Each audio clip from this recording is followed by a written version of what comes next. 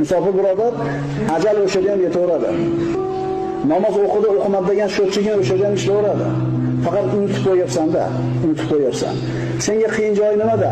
Atrofingda bari benamozlar. Shulardan ta'sirlanib ketyapsan. Vaholanki sen ta'sir ko'rsatishing kerak edi. Seni ko'rib turib odamlar namozga kirishligi kerak, sen ibrat bo'lishing kerak edi. Endi ularga ta'sirlanib ketdingmi? Demak, o'zing hali mustahkam emas ekansan. Yo kitobni bir qismiga iymon keltirib, bir qismiga kofir bo'lasizlarmi deydi Alloh taolo. Boshqalar siz bilan bizga qarab ta'lim olsin o'rgansin.